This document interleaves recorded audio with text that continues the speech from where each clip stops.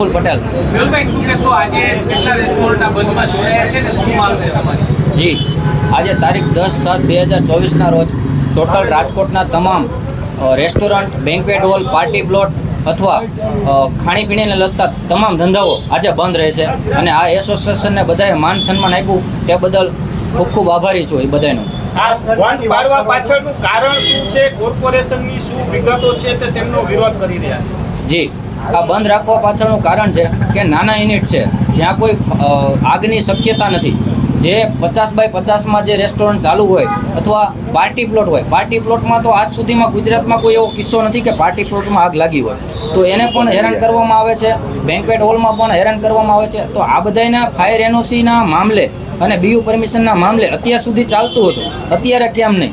એના કારણે આ બધા એક અધિકારીઓ કામ નવું આવ્યા છે અથવા તો એની ઈમાનદારી દેખાડવા કરે છે કે શું છે કંઈ ખબર નથી પડતી.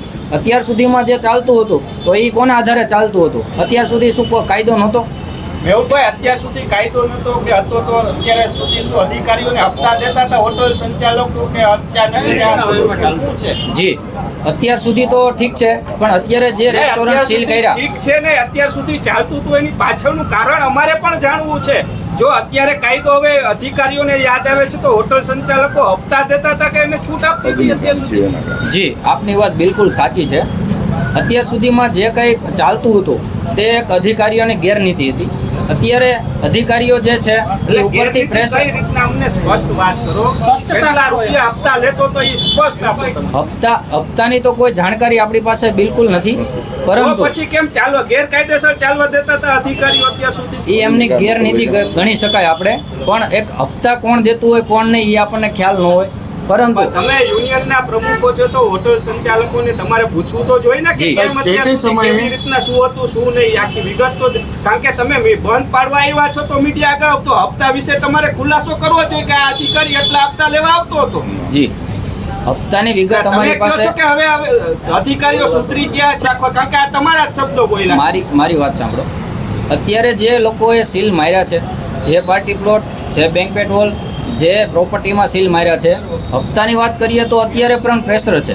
અત્યારે પણ 5-5 લાખની ઓફર છે. થોડાક દિવસ પહેલાં 2-3 દિવસ પહેલાં જ ન્યૂઝમાં આવી ગયું છે એક અધિકારીનું નામ, જે આરએમસીમાં લોકો હતા અને આરએમસીમાં ત્યાંથી ડિસ્ચાર્જ કર્યા છે.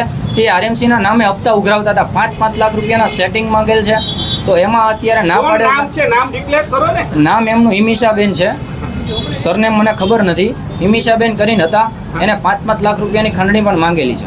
તો હોટલ શરૂ રાખવા દેશે? જી, શરૂ રાખવાની સીલ ખોલવાની પ્રક્રિયા માટે 5 લાખની ખંડણી માંગેલ છે. જે સીલ ખોલવાનું છે એમાં એને 5 લાખનું સેટિંગ છે. આરએમસીમાં અરજી પણ એ કરી દે છે. આરએમસીમાં ટોટલ વસ્તુ જાણ પણ એ કરે છે. આજે આરએમસીના અધિકારીને ખબર નથી. આરએમસીના જે કમિશનર સાહેબ છે એ કોઈના આવેદનથી તો આપણે આ બધાના સીલ મારે છે. એવું નથી કે એના ધ્યાનમાં પ્રોપર્ટી છે.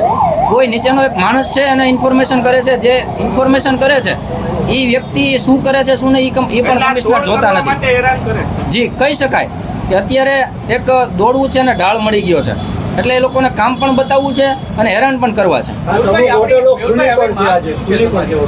જી, અમે સ્વયંભૂ બંધનું એલાન કરેલ છે સાહેબ, અને જે રૂમને લગતી જે હોટલો છે કદાચ ચાલુ હોઈ શકે. જી, અમે સમજી શકીએ તો એની પાસે બધું લીગલાઈ જશે. હવે મેહુલભાઈ, તમારી માંગ શું છે? તમે બંધ પાડ્યું છે, ગઈકાલે કમિશનરને પણ કેટલાક લોકો તમારામાંથી મળ્યા હતા. માંગ શું છે હવે? જી, અમારી માંગ એ જ છે કે અત્યારે સીલ મારવાની પ્રક્રિયા ટોટલ ધોરણે બંધ કરે, ઇમરજન્સીમાં બંધ કરે. તમારે સીએમને રજૂઆત કરવી હોય તો સીએમને રજૂઆત કરો. આ બધું પ્રેશર સીએમઓમાંથી છે કે ક્યાંથી છે અમને તો ખ્યાલ જ છે, પણ અત્યારે આરએમસીના અધિકારી પાસે અમે જઈએ ત્યારે અમને કમિશનર સાહેબ પોતે 1986નો કાયદો સમજાવે છે. તો 1986નો કાયદો તમે અમને સમજાવો છો તો અમે વાત કરી કે ભાઈ આ બિલ્ડિંગ પણ આરએમસીનું કાયદા મુજબ નથી. તો અમારા ઉપર ઉગ્ર થયા અને અમને એવું કહ્યું કે ભાઈ તમારી આવકની સ્ત્રોત છે, banquet hall, party plot, restaurant વગેરે વગેરે જે કાંઈ છે એ આવકની સ્ત્રોત છે, એટલે ત્યાં કાયદો લાગુ પડે, અહીંયા લાગુ ન પડે. કાંઈ વાંધો નહીં, ત્યાં લાગુ પડે તો અત્યાર સુધીમાં આરએમસીમાં આટલા મોટા કૌભાંડો થયા તો એ આરએમસીમાં આવકનો સ્ત્રોત ન ગણાનો. હમણાં 10 કરોડ રૂપિયા સાહેબની તેજુરીમાંથી નીકળ્યા, તો આટલી રકમ લગભગ કોઈ યુનિટવાળા પાસે નથી, ધંધાર્થીઓ પાસે. તો આ આરએમસીનો મોટામાં મોટો સ્ત્રોત તો આરએમસી જ છે. તો એ શું કામ અમને 1986નો કાયદો ભણાવે છે? હવે એટલે માંગ કાયમી બંધ અત્યારે તાત્કાલિક બંધ થવી જોઈએ પણ આમાં નીતિ નિયમ તમારા બદલો. આમાં કોઈ પણ સંજોગે કોઈ પણ શરતે રસ્તા કાઢો. તમારા રસ્તા કોઈ પણ નીકળે ત્રીજો રસ્તો એવો કાઢો કે જેથી કરીને ટાઈમ મળે. અત્યારે ફાયર એનઓસી પાછળ એ લોકો પડ્યા છે. શું આગ લાગે તો ફાયર એનઓસી નથી સળગવાની? ફાયર એનઓસી પડી છે તો પણ સળગવાની છે. અત્યારે ઇક્વિપમેન્ટ બધા પાસે છે. ફાયરના ઇક્વિપમેન્ટ બધા રેસ્ટોરન્ટ, બેન્ક્વેટ હોલ પાસે કે પાર્ટી પ્લોટ પાસે આવી ગયા છે. પોતાની સેફટી માટે ને ડરના માર્યા બંને બાજુ આપણે કહી શકીએ લઈ લીધા છે. માત્ર ફાયર એનઓસીના કારણે તમારે સીલ મારી દેવાના 30-50 લાખનો નુકસાની આવે મહિનાભરની, તો એ કઈ રીતે વ્યાજબી છે?